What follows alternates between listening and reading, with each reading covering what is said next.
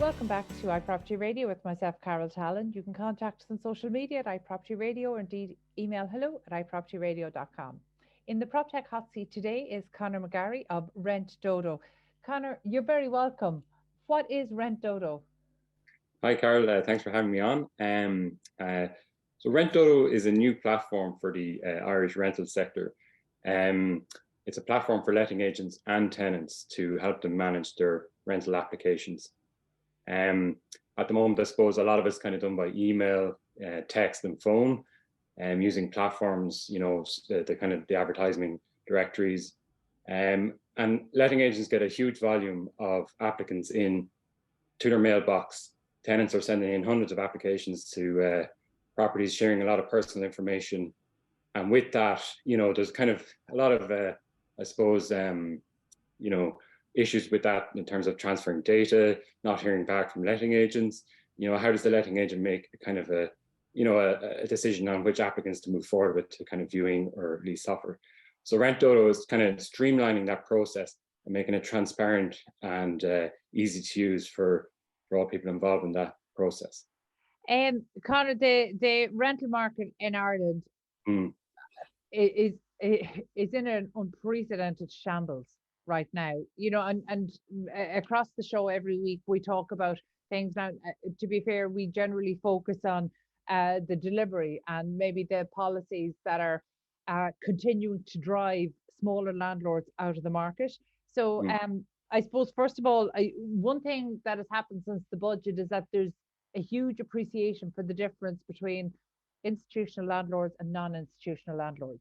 So is your platform designed for either or both? The platform is for every person in the residential rental sector.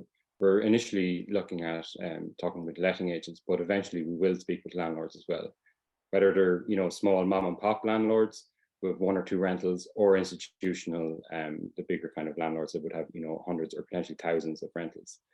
And the idea is the platform is we've designed it in a way that works for everyone, whether you've one property or hundreds of properties. I suppose the key thing we're trying to target at the moment with RentDodo is, when you put up an ad to rent a property, you're going to be inundated with emails, and your mailbox is just going to be bursting at the seams in terms of people desperate for a home, and we recognize that. And you're going to have a lot of attachments with those emails coming in, passport photos, utility bills, bank statements, pay slips, you name it. The kitchen sink is coming in. And we wanted to be able to kind of have a platform where the letting agent, is able to manage all that information, without kind of having this nightmare mailbox situation where, you have a GDPR kind of time bomb ticking there. Are you handling this information correctly? Did you request this information initially? And how do you dispose of it, after the process is completed? And then on the tenant side, what are they being asked for? What are they providing? Is it fair? Is it reasonable? Does it meet kind of the Data Protection Commissioner's guidelines in terms of excessive or data minimization and things like that? So we wanted to standardize what information is collected about tenants and how it is shared, and then try to eliminate repetitive tasks on the tenant side so that they only have to upload their information once, and then they can share that with multiple letting agents as they're going through the process of applying for properties. And then on the letting agent side, saving them hours of trawling through loads of applications and trying to find the most suitable applicants for them. So we've streamlined that process. Just to give you an idea, RentDodo, when a tenant signs up to RentDodo, we created this new feature called Tenant Search, which is a standardized set of questions we ask tenants when they sign up to RentDodo. It's by the way, it's free to use for tenants, and that's the plan. It'll always be free to use for tenants, so they can sign up for free within a couple of minutes. We ask them to kind of verify their kind of core contact details, which will be their phone number and email address, and then we ask them to verify their photo ID. So it'd be a passport or an Irish driver's license, and we use that using a live selfie technology, and that means that kind of core information is now done for that tenant, that individual, and they don't need to share that information then with letting agents. So we've kind of removed a step from the process. It's minimizing the data that's collected, but we can say to the letting agent that we've verified the identity of this person. Other information we collect is their rental history, so they can upload their rental history, and it kind of creates you know, a rental statement of where they have lived, who the past landlords were, contact details of past landlords, which allows the letting agents to perform, you know, past rental reference checks. And then the final piece of information check is to do with income verification. And normally the way that would work in Ireland at the moment is, you know, you email over PDF copies of bank statements, pay slips, employment contracts, you know, there's no standardized approach to this. And what we wanted to do was create an income verification system that would kind of remove, you know, if you're paid, you know, monthly, you know, fortnightly, if you're self-employed, you know, if you're a freelancer, whatever way your income comes into you, you know, we can verify your income so that, you know, if you're self-employed, you can't easily hand over a bank statement, for instance, or a payslip because you mightn't have them, or it mightn't show regular income. So you might have to hand over a financial statement. So what we've done is we have used open banking technology to scan people's bank accounts history and verify their income using open banking technology, so that it removes the need for tenants to share PDF sensitive information with letting agents that they barely know. And it means that once we verify their income, it stays verified in our system for up to 90 days.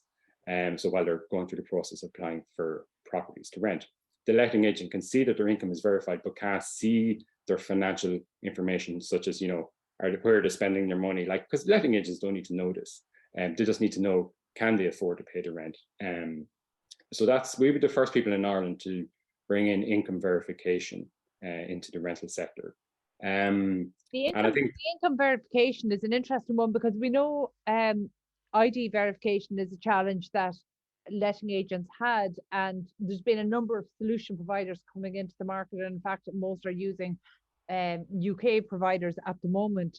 So obviously we'd love to see them using an Irish provider, but in terms of the income verification, that's a really important. I suppose we can't underestimate how important that is, because it is taking away a lot of the responsibility for holding financial information that the letting agents currently have. Conor, when you and your team are speaking to letting agents around the country, how aware are they of their responsibilities and the weight of responsibility under GDPR? I think, in fairness, everyone is aware to a certain degree of GDPR requirements, you know, and how, you know, how to handle data. But I suppose the you know, in the heat of the moment, or the kind of like, you know, the day-to-day, you know, kind of managing rentals, you know, and certainly putting up ads, you know, you kind of maybe lose kind of, you know, sight of what your responsibilities are, and, you know, you can just be flooded with emails and lots of personal information, and, you know, they kind of understand that, you know, obviously handling this and how much information they can press. Sometimes they mightn't even ask for information, you know, and tenants are kind of saying, well, if I send more information, I might get to the top of the list. And, you know, it's creating a kind of a nightmare situation from a data protection perspective. But to be fair, Conor, we know that when people are applying, we know from interviewing estate agents that actually the more information you give the estate agent and the more you build a relationship with them, the more likely they are to think of you when the right property comes in. So sometimes it's a case of actually a property not even going on to Daft or My Home, and actually just being put out across the verified or accredited tenants who are looking for properties that letting agents have, because the volume is so huge. Like we've seen astonishing figures of up to 2,000 people applying for one rental property. Like there's no letting agency in Ireland that has the potential to deal with 2,000 applications coming in for one. So say, for example, if people are applying through, you know, using the tenant search process that you have through your applicant management system, do you shortlist tenants? Is that how it works? Or how do you make sure that letting agents are seeing the most suitable tenants? So yeah, there's a couple of kind of steps through using our platform. So first of all, the letting agent creates an account with RentDodo. Then they create a unique property link. They can share that property link with, you know, through any medium that they're using, whether social media, email, WhatsApp, or placing it on one of the advertisement directories like My Home or Daft. When a tenant clicks on that link, they're automatically assigned to that property. It's like an apply now feature. And they're listed in the letting agent's list of contacts against that property. And then the next step is, for that tenant to complete their tenant search. And the letting agent can automatically filter who has completed their tenant search or not. So straight away, you can eliminate, people who haven't got their information together. And you can just speak to the people who have got their tenant certs to 100%. And just to clarify, is the tenant cert having your income verified and your ID verified, and then whatever additional paperwork? Yes, and your rental history. Also, another feature of the tenant cert is you can bring in joint tenants as well. So if there's 2 or 3 parties to the lease, they would be part of your tenant cert. So you can have multiple candidates applying as a group, under a single application. So the letting agent then can filter, who has their tenant cert. So I know that these people are serious about renting, that they have their information together. I will now kind of continue to the next stage of shortlisting these, maybe for viewing or for, maybe a face-to-face meeting. So RentDodo kind of gets rid of a lot of the initial kind of, task of, how do I get through like hundreds of applications really quickly down to the kind of my applicants that I kind of are most interested in. And then they can see if their income is verified, and then they can see we've created, using the Department of Housing's affordability scale, we were able to show people what their affordability score is based on the property they applied for.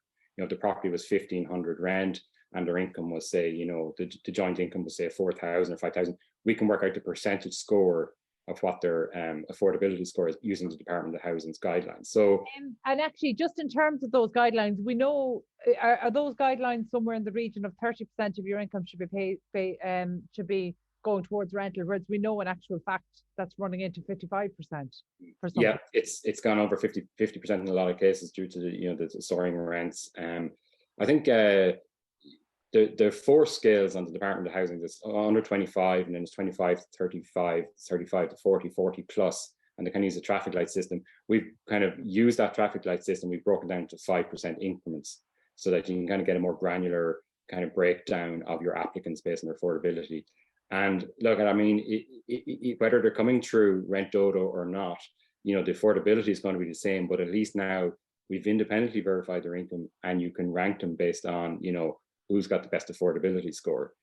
So that's, eliminating a kind of another step for the letting agent to kind of find out who's most suitable for them. Yeah, and Conor, one thing I know from 2 of our team members who were looking to rent property recently is that actually, well, 2 things really came to mind. First of all, it can be quite a sexist thing that actually women are finding it easier to get rental properties than men. That was one interesting thing.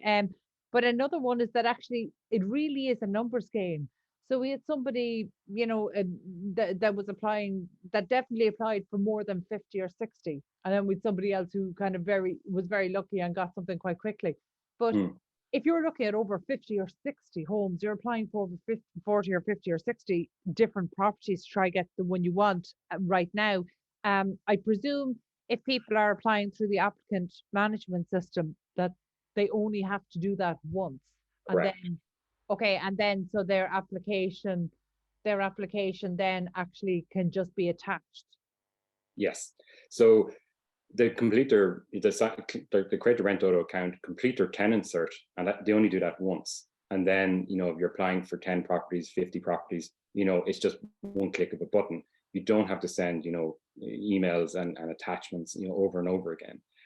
Another feature that I mentioned was the control over how your information is shared, and you have a full history of who has access to your tenant cert information, and then you can take back access, at any stage. So when a tenant or a letting agent has access to a tenant's tenant cert, they only have access for 72 hours.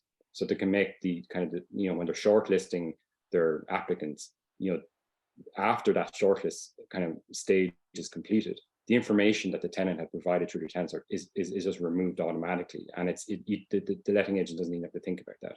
So it kind of cleans up, the people's data at the end of the process, so they're not hanging on to it.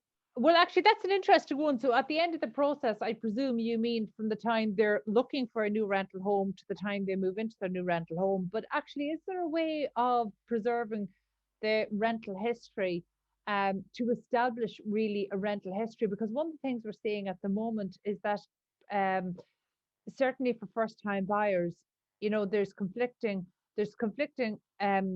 reports as to whether or not mortgage companies are genuinely taking into consideration the mortgage or the rental history, how much has been paid for how long.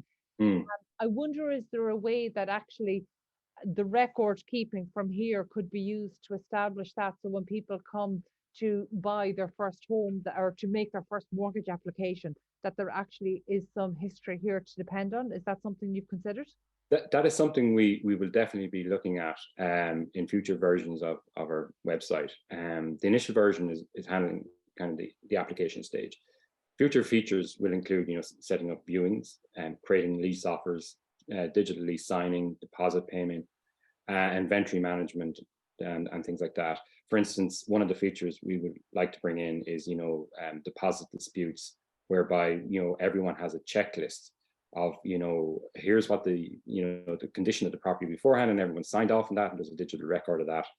And then when you're leaving, you can say, well, look, here's the issues with the property, and it's a menu of items you have to go down through. And this is the way it's done, in the continent.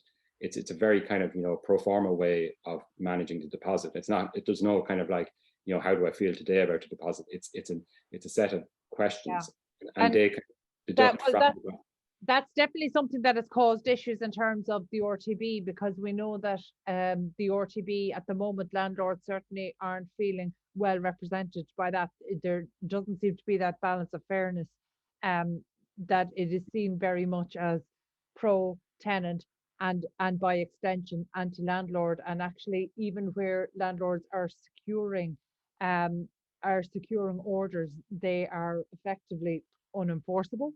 So actually, getting this right day one is a way to avoid RTB action.